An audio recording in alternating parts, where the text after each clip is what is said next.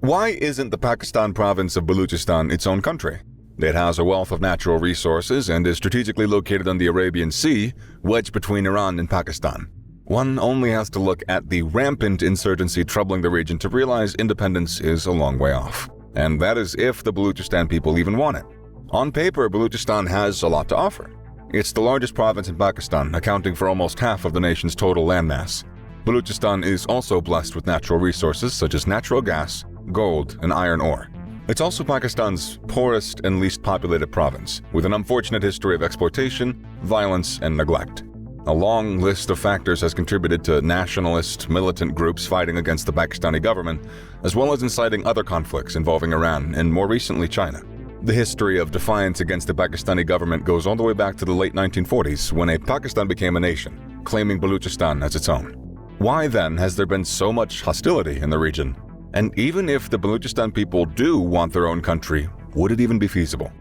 To get a better understanding of the situation, we have to look at Balochistan's ethnic makeup and how it was originally settled. It's basically comprised of two main ethnicities, the Baloch and the Pashtuns. The balance is fairly evenly split, with the Balochs being the majority in the south and east and the Pashtuns the majority in the north, including the capital Quetta. The Baloch people are thought to have made their way down into what is now Balochistan sometime in the 14th century AD. They most likely originated from the Iranian plateau. Similarly, between the 13th and 16th centuries, the Pashtun people made their way down from Afghanistan, settling into modern-day Baluchistan. From the early days, Baluchistan was a simmering melting pot.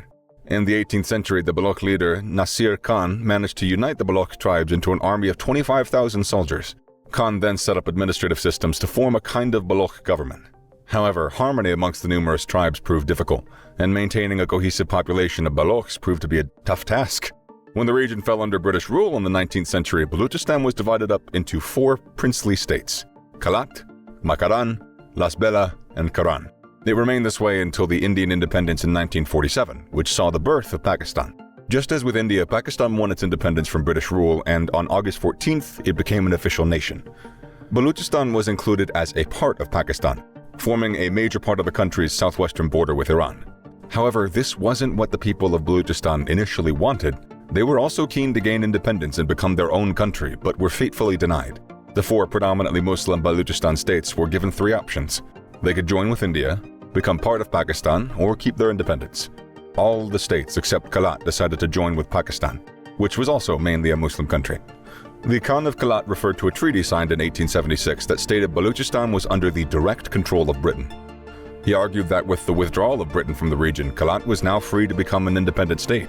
On August 15, 1947, India was officially declared an independent nation, and on that very same day, Kalat also claimed its independence as the state of Baluchistan and raised its national flag to honor the occasion.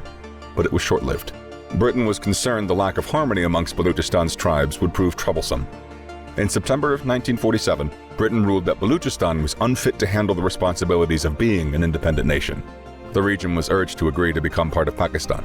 The Khan of Kalat protested and looked to India and Afghanistan for help, but to no avail. In March 1948, the Pakistani army moved into Baluchistan, and it begrudgingly became a Pakistani province. Baluchistan's nationalists were angry at what they saw as a betrayal and a denial of their cultural identity and basic rights. The hostility and resentment towards the Pakistani government has continued to simmer away, and Baluchistan is regarded as something of a headache for those in charge.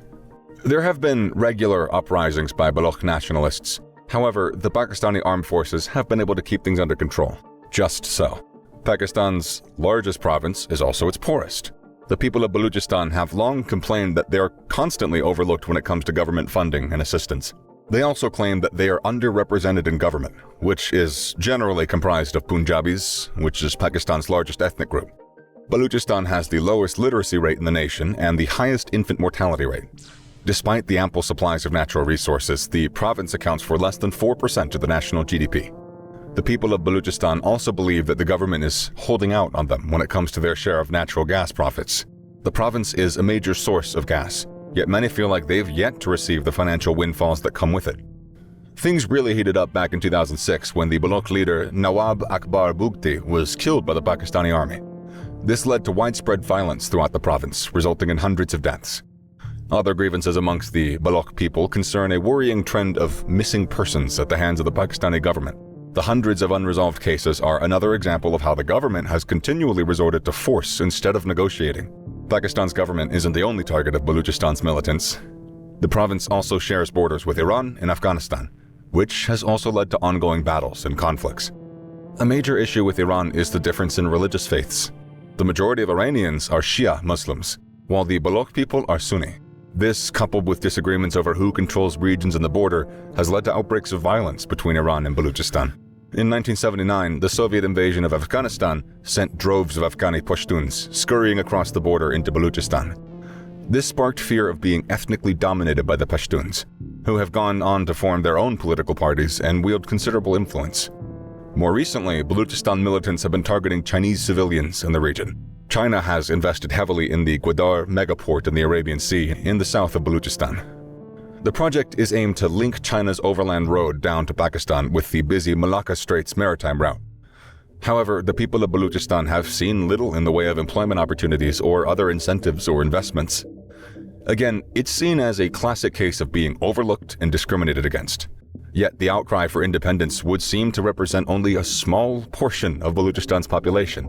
Recent polls amongst the Baloch people found that only 37% were in favor of becoming a new state, and the number was even lower for the province's Pashtun population.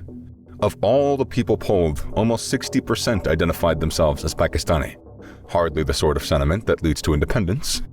Instead, it seems as though the majority of people in Baluchistan have resigned themselves to sticking with Pakistan. For starters, the province is far too economically underdeveloped to make any serious attempts at going it alone. It lacks the basic infrastructure and industrial development to build an economy of its own. And its location in a highly volatile region of the world possibly means that people feel safer if protected by Pakistan's armed forces.